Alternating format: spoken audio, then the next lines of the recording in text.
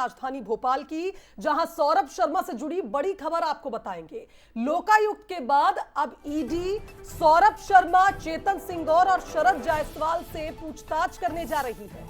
आज जेल में सौरभ और उसके दोनों सहयोगियों से सवाल करने जा रही है ईडी।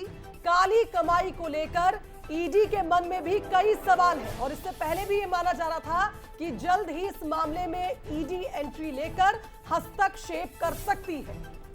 तो बड़ी खबर, लोकायुक्त की टीम ने पूछताछ कर ली। रिमांड अवधि के बाद जेल में पहुंचा दिया गया सौरभ शर्मा को और कल ही ये खबरें उठाई जा रही थी कि ईडी अब पूछताछ करेगी। तो अब ये बड़ी खबर है कि लोकायुक्त के बाद ईडी सौरभ, शरद और चेतन से पूछताछ करने वाली है।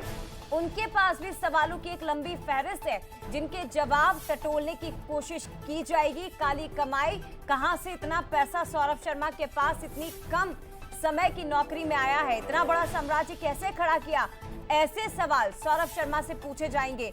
52 किलो सोना किसका था, प्रॉपर्टी किस किस के नाम पर है, कहां से प्रॉपर्टी बनाई, और ये तमाम ऐसे सवाल जिनके जवाब ढूंढने की कोशिश लोकायुक्त के बाद अब ईडी की टीम करेगी। सीधे रुक करते सूरज शर्मा हमारे साथ जुड़ गए हैं।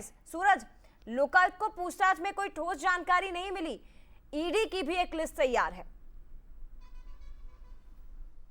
देखिए, इस पूरी कार्रवाई में सबसे ज्यादा जो सेंटर पॉइंट रहा है वो ये रहा है कि एक कार जो मिलती है इसमें 52 किलो सोना और 11 करोड़ नगद मिलते हैं, उसका मालिक कौन है आज तक पता नहीं चल पाया। लोकायुक्त ने तीनों से लगातार अलग अलग पूछताछ की है। सौरभ उस बात से इनकार कर रहा है कि गाड़ी उसकी है, सोना उसका है। चेतन सिंह गौर कहता है कि गाड़ी जरूर मेरे नाम पर है, लेकिन इसमें इसकी ईएमआई सौरभ भरता था।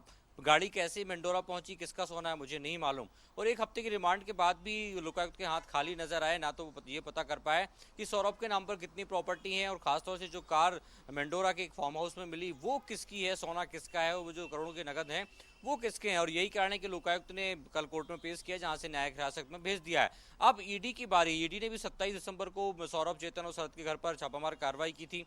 करीब 55 करोड़ की, चाहे बैंक एफडी हो, बैंक बैलेंस हो, नकदी सहित जो अलग संपत्तियां हैं वो बरामद की थी, जब्त की थी। उसके बाद अब कोर्ट में आवेदन भी दिया गया है ईडी की तरफ से और अनुमति के बाद आज जेल में ही पूछताछ इन तीनों से की जाएगी कि आखिर इतनी प्रॉपर्टी उन्होंने कैसे कमाई कम समय में। सौरभ शर्मा 9 साल की नौकरी में आखिर इतना करोड़पति कैसे बन गया। ये बात अलग है कि उसके नाम पर बहुत प्रॉपर्टी नहीं है, लेकिन उतने ही समय में उसके जो आसपास रिश्तेदार हैं, चाहे उसके जीजा हो, मौसी की बेटी हो, माँ या पत्नी के नाम पर जो अलग अलग स्कूल में उसको चेयरपर्सन बनाया है, या बाकी जो इन्वेस्टमेंट किया है उसके लिए पैसा कहाँ से आया है, उस पैसे का ट्रेल क्या है, और जिस तरीके से मनी लॉन्ड्रिंग का मामला दर्ज किया है तो जो गोल्ड मिला है वो यदि विदेश से मंगाया गया है तो उसके क्या कनेक्शन है, क्या मनी लॉन्ड्रिंग यानी कि हवाला के जरिए लेन देन किया गया है। तो बहुत सारे सवाल हैं।